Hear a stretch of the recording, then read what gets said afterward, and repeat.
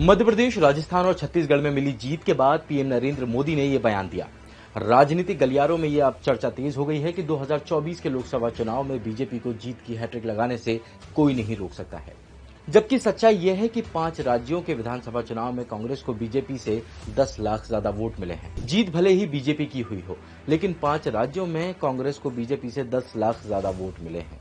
BJP को जहां 4,81,68,987 vote मिले, तो वहीं कांग्रेस को 4,92,24,020 वोट मिले हैं।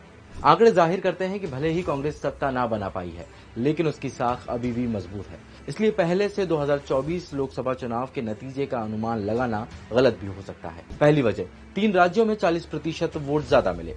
हिंदी पट्टी के 3 बड़े राज्य मध्य प्रदेश, राजस्थान और छत्तीसगढ़ की बात करें तो यहाँ भी वोटों का अंतर ज्यादा नहीं है। कांग्रेस को मध्य प्रदेश में 8%, छत्तीसगढ़ में 4% और राजस्थान में 2% बीजेपी से कम वोट मिले हैं।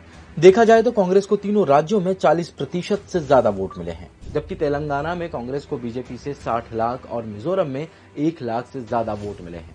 दूसरी वजह, हार के बावजूद केंद्र में बनाई सरकार। 2003 के बाद से ही मध्य प्रदेश, राजस्थान और छत्तीसगढ़ के विधानसभा चुनाव के कुछ महीनों के बाद ही लोकसभा चुनाव होते हैं। 2018 में इन राज्यों में बीजेपी को हार मिली थी, लेकिन केंद्र में बीजेपी की सरकार आई थी। इसी तरह 2003 में कांग्रेस को इन राज्यों में हार का सामना करना पड़ा था, लेकिन केंद्र में कांग्रेस की सरकार बनी। तीसरी वजह, कांग्रेस को घाटा कम, फायदा ज्यादा।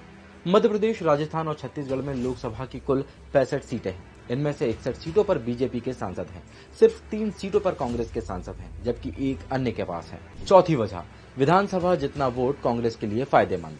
अगर 2024 के लोकसभा चुनाव में बीजेपी और कांग्रेस को 5 विधानसभा क्षेत्र में ठीक उतने ही वोट मिले जितने 2023 के विधानसभा चुनाव में मिले, तो लोकसभा की 83 सीटों में से बीजेपी को 45 से 46 सीटें और कांग्रेस को 28 सीटें मिल सकती हैं। यानी बीजेपी को 19 सीटों का नुकसान हो सकता है।